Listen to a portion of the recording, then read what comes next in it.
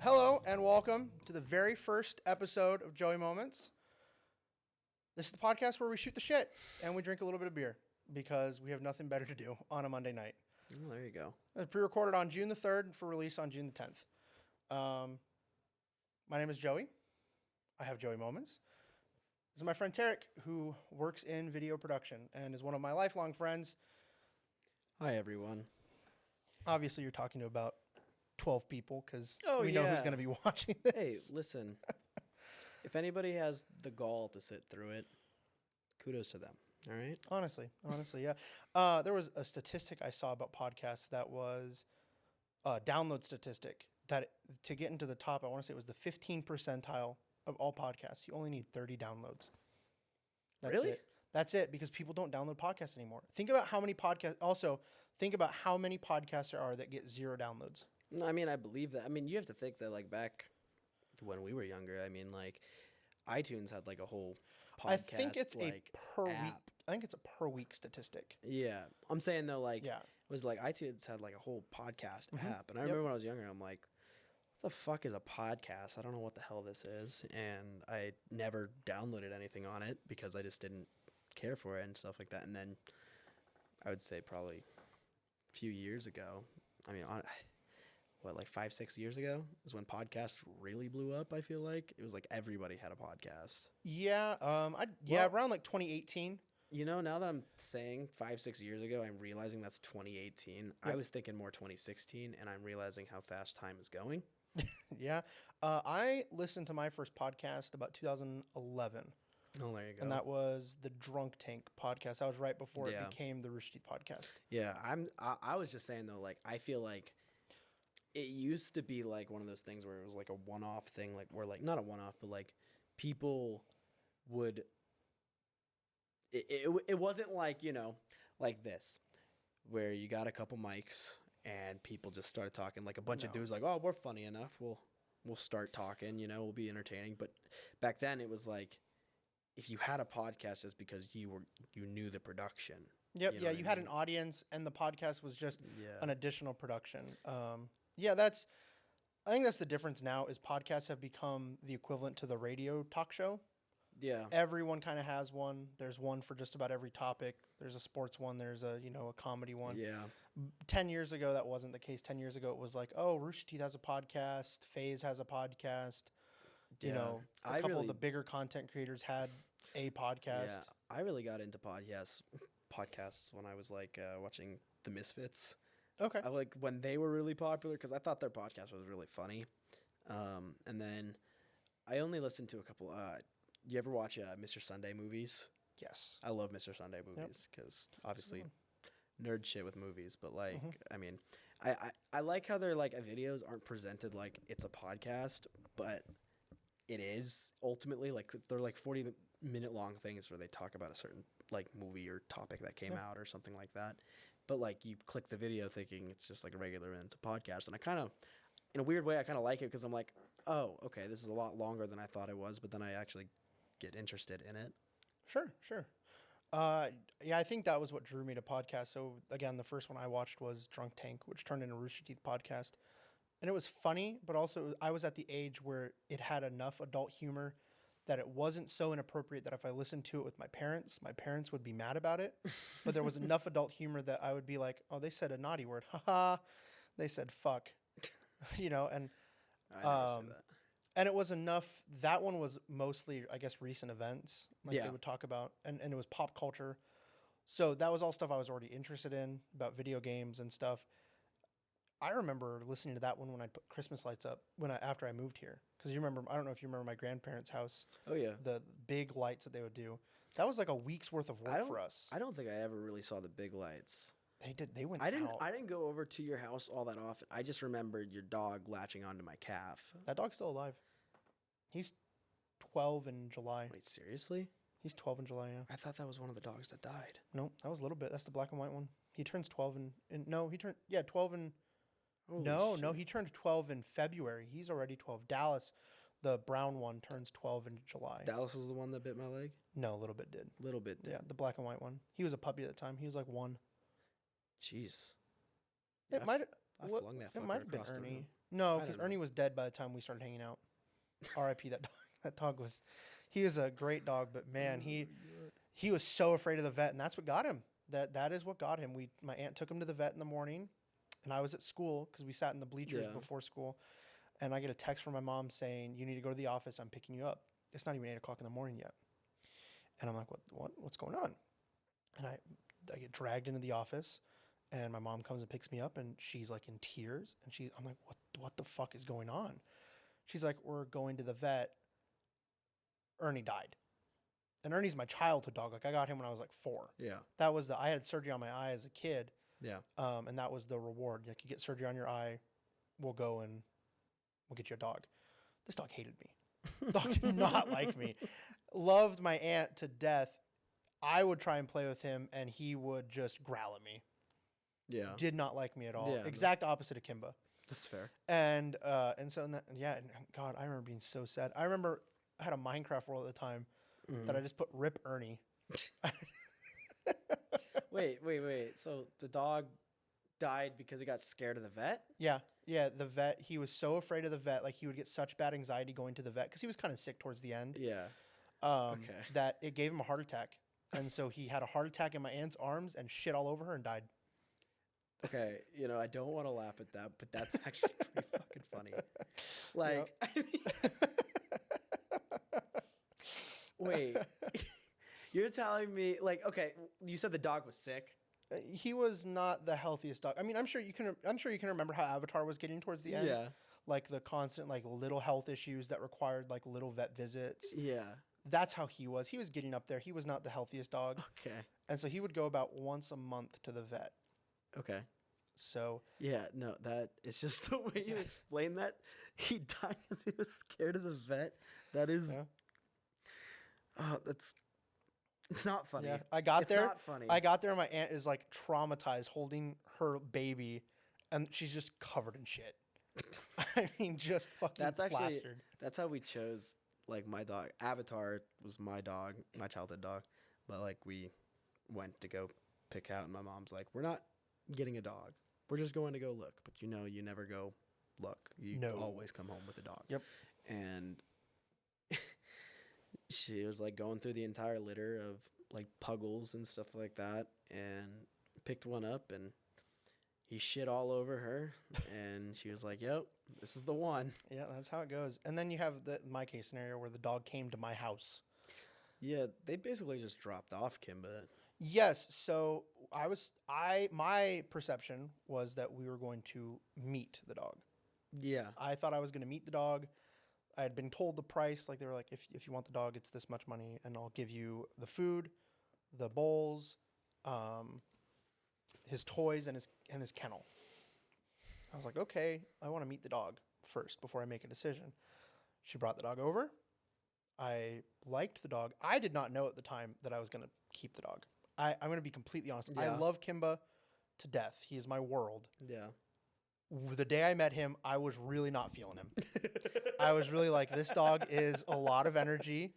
I don't What? really know that that's going to work out just because of the lifestyle that we have at the house. Mhm. And it's a little bit different now with JC, John, and Z. Yeah. But I knew that those people were moving in. I was like, I don't really know that a dog is going to work out. And then she was just like, so do you like him? And I was like, yeah, he's nice. He's playful. And she's like, okay. And she left. And then I had a dog. And that's the story of how I got Kimba. I know. I love how, like, though, I will never forget you telling me, I'm like, oh, he looks like he's going to be a yappy dog. And you're like, no, he doesn't bark that much. He's pretty chill, Like, I mean, like, he's got high energy, but I never heard him bark, actually. Yeah. Do you bite your tongue now? Oh, so yeah, the barking's with the anxiety medication now, with him being on a daily anxiety pill, the barking's been less frequent. Yeah. And it's now a lot more times it's just a tell. So like when he needs to go to the bathroom, he'll come up if I'm sitting at my desk, he will he will come and he'll nibble at my hand, and if that doesn't get him, like if that doesn't get him the attention he needs to go outside, he'll bark at me, and I'm like, oh, okay, do you need to go outside? And then he'll spin around and run upstairs. If he's upstairs, he'll do the same thing, except he'll go to the door after he bites and barks at me. The thing that I think JC is having the biggest problem with, and I am too, is that if me and Kimber are down here and there's noise upstairs, like the door, or JC moves around too much, Kimber freaks out. He barks. And it's a dog thing to just kind of bark at noise, but also at the same time, like we've really been trying to nip that in the butt, or like just get rid of that. But it's been such a hard thing to stop. No, yeah, I've tried Nathan's method of the coin in the can. Kimba just laughs at me. Like if that dog could talk, he would just taunt me. There's not a thought behind those eyes. No, except for today. Today he was really proud of himself. I cannot believe he finally killed a rabbit. That has been like a year in the making. It's been chasing him. He's gotten really close a couple times, and the thing he didn't learn for the longest time is he can't go full speed. He just goes over him. He's faster than the rabbits. Yeah. And he flies over them, and the rabbit flips a bitch.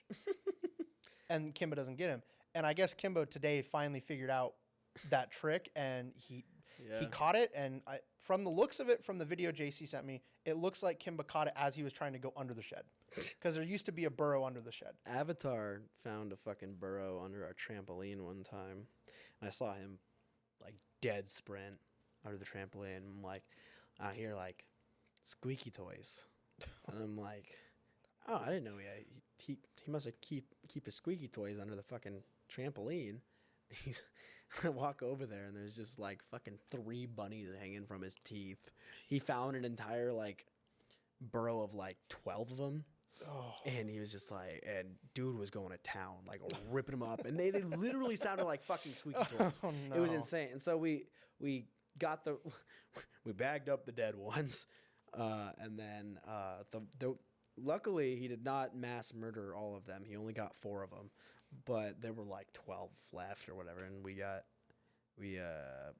them to the Humane Society. Gotcha. They came by and picked them up in a box. Oh, my grandfather had a dog, and my aunt brought over my Aunt Stephanie. I don't know if you ever met her.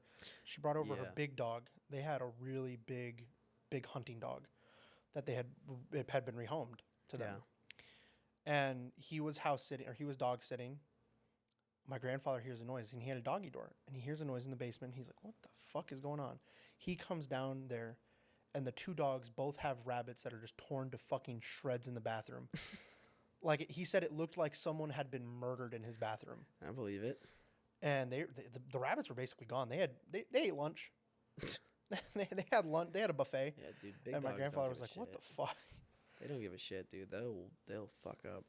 Well, anything. and Cortana, when she got out, JC's cat. For those listening, we have a little tiny cat. Tiny. I mean, she's maybe what 4.5, 5 pounds. Very small cat. Got outside, was gone for 2 days. We find her, and she just has feathers from her mouth. Oh, There's just a trail of feathers leading under the shed. You think she found a bird? Oh, she killed a bird. Absolutely. Did you guys find the bird? Nope. Did you guys take her to the vet afterwards? No, JC just watched her.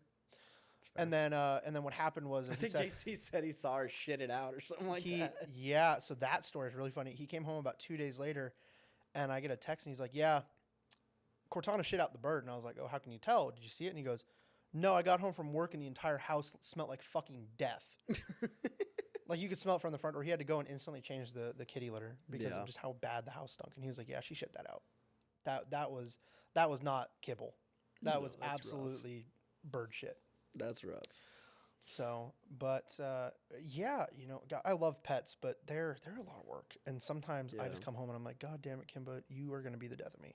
Well, I mean, getting Kimba was definitely a Joey moment. The way that it happened to you was a Joey moment.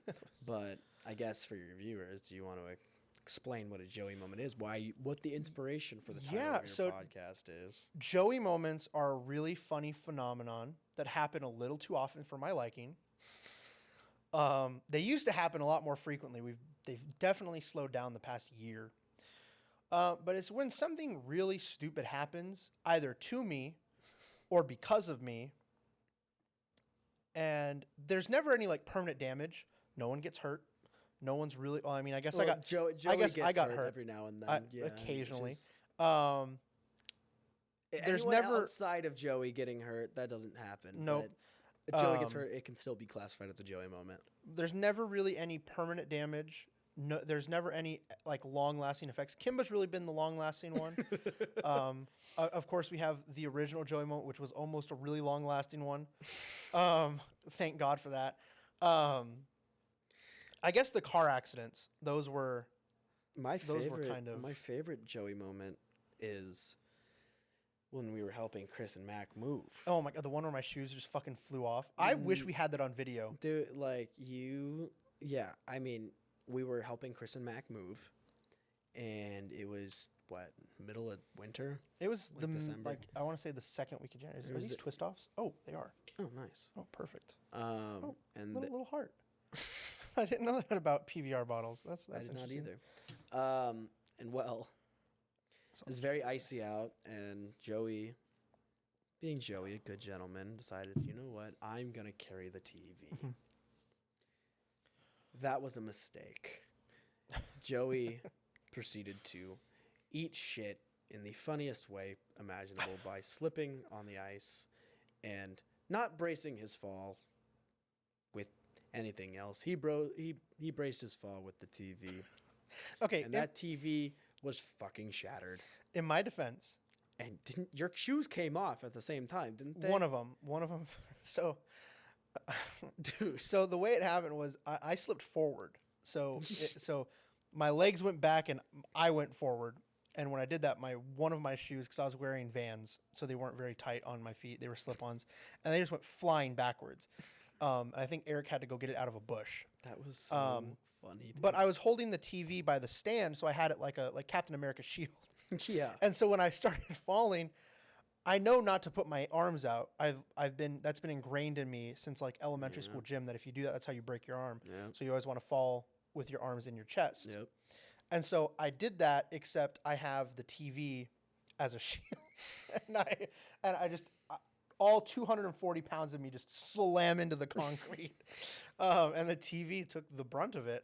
My legs were really scratched up. Yeah, we turned on that TV. That thing was not It recovering. It worked. The video worked. It just came It was in and out. blue, It just came in and and out. there was a shattered part on it. No, it was scratched. It wasn't shattered because it's still in Chris's garage. Because that's the one we play Smash on now. If you go to his garage, that's the one we play Smash No, on. it is not. Yeah, it is. Because it was originally the one I that was going to remember be we in turned it Juliet's on. There room. was a big fucking line across it. One blue line. Other than that, it works. Oh my god. And I didn't even have to replace the TV. I bought them their mount for the TV in the room, Yeah, I remember. which was that. an equal value because they said the TV was probably about $70. I mean, it wasn't a crazy. No, it's just expensive one that you put in a TV. kid's room. Yeah. It's just something for video. I mean, the one I had when I was a kid was like a big fat one, like a CRT with a DVD player in it. I mean, that's what I. Yeah, oh yeah. For me, like Until I broke had- it with coins. we had CRTs with coins. Yeah, I'd use it You as a fucking piggy put bank. coins in it, Use it as a fucking piggy bank. Joey. I was like 3. Okay. What do you expect a 3-year-old to do? I don't know. Except maybe break something. not put coins. Have in a you met fucking me? VCR. Yes, I've met you. No, not a VCR. It was a DVD player. Oh, that's even worse. I feel like at least with a VCR, like you could fucking store them and shit like that. I don't know. I don't know what I was Logan thinking. put a cookie in our Xbox. I've heard that, That story. one. That That's one a good was. That was good. Yeah, that caused a lot of emotional pain for me at the time. Didn't your guys' Halo 3 Xbox only like relatively recently die? It still works. Does it still work? It still works for a long time. So we had we got like the original like Halo 3 like special edition Xbox 360, and it worked for a while, and then it got the red ring of death, Gotcha. and we were like, okay, sent it back, and they like fixed it, Yep. came back. Yeah. Cost Microsoft $1 billion to do that, by the way. Yeah, well, they didn't fix it. It still was red ring of death. And then we got it back, and then we sent it back one more time, and then they finally fixed it, and that thing's been running ever since. It still works fine. It's just we have no fucking discs anymore to play the games in it. There's no point. I mean, we have ours here at the house, but that's because we have the retro game corner. Oh yeah. And mine still works. Mine's a Halo 3 one, which is not my original Xbox 360. Yeah. That is, I bought that secondhand when I got my first job. Yeah. My original Xbox 360 is long gone. Yeah, that was our original Xbox 360. Like my parents would, because since I have so many siblings, it would just like you buy one console, everybody shares it, Mhm. and so like we had like one of every console for a long time. But the thing is we were never allowed to play online because my parents didn't want to Gotcha. pay. We never had Xbox Live because my parents didn't want to pay for the subscription. Gotcha. Yeah. So I gravitated more towards like PlayStation. Yeah. PlayStation because it was free. But the thing is, though, like I would play Call of Duty, but I wasn't good enough to play against real players, so I would just play against bots. Oh, okay. Cause That's how my aunt was. even though I had online that I could play, and I would just play against bots. Like I would even invite my friends, and we would play Yeah. against bots and bot lobbies. Yeah, because I Black could Ops get- 1 had yeah. that feature where you could play multiplayer Yeah. but with bots only. Yeah, Yep. and I remember that was like we did that up until like PlayStation got hacked, and there was like they were down for like it felt like a year. 29 days, I think. 29 days. I It think felt it like was a like a fucking month. year to me, but Yeah. yeah, they were down forever, dude. And Oh, yeah. I remember like the whole neighborhood was just like, what the hell? Because we were all PlayStation players at the time Mm-hmm. because it was free. Like I had an Xbox 360, and really like I played Halo 3. Like I played like all the Halos. I played like the campaigns, and stuff like that. And I love the campaigns, but I was never really into the online until I got Reach. And once I got Reach, then I started playing online more. Yeah, Reach 'Cause- was a cultural experience because that was around the time I moved here, Yeah. and everyone I knew was playing Halo Reach at the time. Dude, Halo Reach was huge, dude. Like for me, like that is by far my favorite Halo game. But like, I told myself I wasn't gonna talk about Halo. But here we are. It kind of happened. I mean, look. Yeah. I mean, there's what? I There's at least 4 Halo things around here. No, I know. You just kind of bring it out of me. It's because I mentioned Xbox. Yeah. Yeah. But no, like I remember I used to go over to my buddy's house, and he had like the pre-ordered special edition one, where he had like the book, like Yeah, the cat's book or whatever. Yeah. And I remember I wanted that book so fucking I bad. have 2 of them. Oh, that's great. I never got to fucking read it Well, because if you want one, I can lend you it. Yeah, it's a little they late did- now. They did a really good job of doing that. Like I don't think about that very often, but sometimes it'll come across my mind that we don't get special editions like that anymore. No, you As get the like era of physical media has kind of decreased. you get special editions, but really all it is just a statue. Yeah, you don't Typically get like now. in-universe stuff. Like I remember MW3, you got Soap's notebook, Yeah, which was really cool because that had like pictures from the game. It had yeah, like little like excerpts, and it looked like it was like bloodstained because that's what he had shot and Yeah. it's there in his pocket.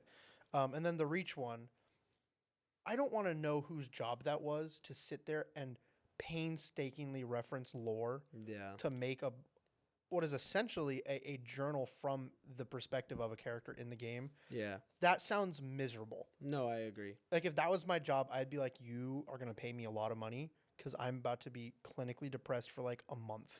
It was really cool though. Like Mhm. I mean, like It had the map. It had like Halsey's key card. yeah, I can't tell you like the last time that I remember ever caring about some sort of like special edition type thing. Like I mean, Assassin's Creed, but like their stuff was never really.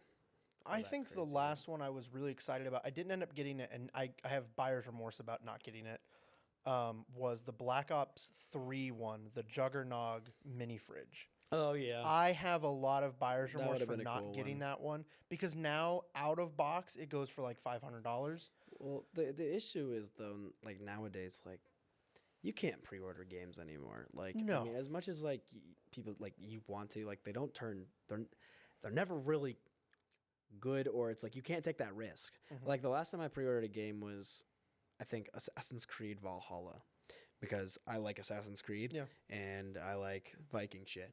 Sure. And I was like, oh, this is gonna be cool. I have to buy this game. This is made for me, you know. And I bought it. I'm just like, I'm gonna sound like a fucking boomer, but like it doesn't feel like the old games, you know. Like No, it's not a power trip anymore. it's not a power trip. It's much more like RPG, and there is an audience for that. And I completely understand that there is an audience for like the more like Skyrim-esque like combat and stuff like that, where it's more skill based. But like that was never the reason I liked Assassin's Creed.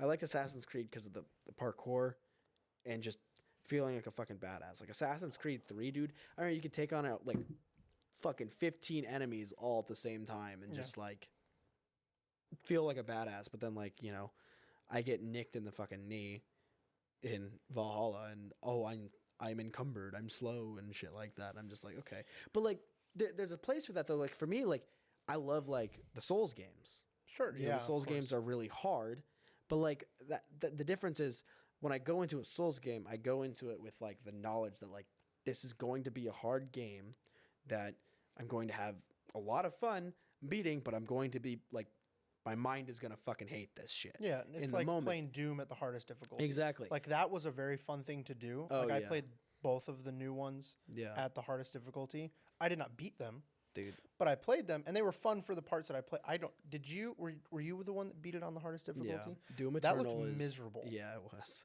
Doom Eternal is about 30 hours of just pure adrenaline. Mhm. Like, dude, I want to do it again. I want to get the DLC. I never did that, but no, that was just fucking phenomenal. I loved that shit, dude. Like, but yeah, like, but back to like Assassin's Creed. Like, I don't go into Assassin's Creed thinking like, oh, how am I gonna stat my character? How am I gonna what Yeah. items are I gonna build? I'm like, no, I just want the fucking hidden blade, a sword, and a tomahawk. That is how I kind of felt about Halo Infinite. You made sure this was recording, right? Yes. I'm all Is the paranoid. little red light on Yes, above it the is. record button? It is recording. It should have a time. What are we at right now anyway? Let's find I out. don't even think to check that. 27 minutes. We're doing pretty good. It kind of felt like 40. I was like, are we like hitting like Yeah. almost an hour mark? Halo Infinite had some RPG-esque elements, Mm-hmm. and it was very weird. Like I never played it. So I played the campaign, like not the campaign, the multiplayer. Yeah. And the multiplayer was so much fun. Well, and the thing that sucked was that the multiplayer was free, but the campaign you had to purchase or have Game Pass. I had Game Pass because I'm a huge advocate for Game Pass. I like it, especially now that I get Call of Duty with it. I never have to purchase COD again, thank God. Yeah. But the thing with Halo Infinite was the campaign was not worth the $60 they were asking. Yeah. It was really short. I almost 100%ed it. I have the last like quarter of a mission, one skull and like 12 collectibles to get, and that was only 24 hours of playthrough. Halo Infinite is just sad. It's a very it's It's such sad a missed opportunity. Yeah, because like it was a good game that was fun. They just didn't nothing. do anything with it. Yep, Like, what they was they the released a point? live service game with no post-launch content in the pipeline. It was like half the content that they were planning. Like it's like I heard it's decent now. But If it's Halo not. Infinite launched in the state that it's in now, especially after tomorrow as the match composer comes out, so you can really pick what game modes you want to play specifically. If the game had launched like it is now, I think Halo Infinite would be like, we'd be talking very mean, differently about it. We'd be It talking should, about it like a should top, have launched with top Forge. sure. Well, yeah, I agree. If But- like I mean, you have to think like they And- advertise it like it was like the most intricate fucking thing. And it you know, is. and it Halo is. Infinite's Forge is fucking I know. crazy. The stuff people have made. But could you imagine if they like released it on launch and the stuff people would have made then? Oh, dude, it would have been crazy. like Infection should have been when at people launch. were actually in Yep. like into the game. Now the game's dead now. Oh yeah. I mean, it does okay on Xbox, but the Steam player base is dead. It's gone. I think Steam peaks at about like every week it peaks at about 6,000 players on Steam, Yeah. which is terrible for a game that has an all-time high on Steam of 250,000 players. Yeah. And on Xbox the numbers were reportedly higher. So like around launch time there was probably almost 1 million people playing the game. It was And really within a fun month it game. was dead. Well, yeah, because they had 3 fucking maps. They had like they had less content than the original game. They had like 3 maps and like one game mode. Yeah, Like, can you think about that? Think about a game that released in 2001 Yeah. had more content, more game modes, and more maps than Halo Infinite did Yeah. much. I mean, that's crazy to think about. And it's crazy because it's like it was a fun game. Like it was Yeah. a polished game. The gameplay was solid. Yeah, it was solid. It was so much fun. But they just didn't have enough to keep anybody. Because we Like, it's grinded like it for what, like a month and a half? It was like a month, a month and a half. Played ranked for a little bit and then You outranked Henry. yeah, well, I got shafted, dude. I know you did. I remember I had the notebook with the the CSR, and I would do the math for everyone to tell them how much they needed every game. Yeah. And I could never understand why yours was so low. Because we were in diamond and you were in gold. Yeah, you guys were in diamond, and I literally played at the same level as you guys. Yep, because you would play with us, and we'd 10 games in a row, like all 10 games in a row. Played every game, and it wasn't like I was like fucking bottom of the leaderboard half the time. It was like I was with them, like I was either like mid to high most of the time, and it put me in fucking gold. Are you fucking kidding me? Of course, this game flopped. Yeah, they overhauled the ranking system because you weren't the only person that had a problem like that. That was a pretty common issue. Was the game prioritized weird things to get your rank? Yeah, I don't know. Which just goes to show that company is the most incompetent game developer for how big that franchise is. I don't want to get into that. I could have a whole episode of a podcast just talking about that shit. Well, why don't you save that till next episode? I think I will. I think I know who I'll have on to talk about that. So, but yeah, this was an exciting little podcast. It's going to be a little bit shorter. I think typically I'm going to shoot for about 45, 50 minutes. Yeah. A little bit shorter one for the introduction. I just wanted to have, obviously you're one of my best friends, and obviously you have such a colored background in production that it was kind of necessary to have you here at some point. Yeah, I did not know I was getting on this, by the way. I was the backup guest. Yeah. I'm going to be honest. I don't know that the primary guest, I'm not going to say who it was. I don't know that he remembered that he was the primary guest. So, and that's okay. Because I'm sure he'll be on in a couple weeks because we have another thing that we're working on. Cool. I don't know when that's going to come out, though. Ideally, it was supposed to launch later this week. This week being the week of the 10th. Yeah. It's supposed to come out on Friday. It's not coming out on Friday. We haven't even shot test footage yet. Well. And that was, in part, that was, I think, because a lot of stuff happened off camera that I don't think we were expecting, like a computer breaking. Yeah. But I'm not really doing anything with that. I'm just a part of that. I'm not editing that one. That's not a me thing. That's not a me production. That's I sit down and I do it, and then it's out of my hands, and I put it on the website. Also, if you'd like to keep up with the podcast, you can go follow our socials, which are all listed at our website, joymoments.com. Podcast will air, video version will come out Monday at 1 p.m. Central Standard Time on YouTube and the website. Audio versions will drop the following day on Spotify and Apple Podcasts. Those will be at 1 p.m. Central Standard Time, Mondays and Tuesdays. Cool. Thanks for being on the podcast. Obviously, normally we're going to be talking about a beer. This week's was PBR because it's the first one, and that's kind of a lads beer. The lads are our friend group. It's a Monday, so I'm not drinking today, but I put it there for advertisement purposes. It's a Monday, so I am drinking. But again, thanks for watching, and please tune in next week for what will be the first full episode of the Joey Moments podcast. There we go. See ya.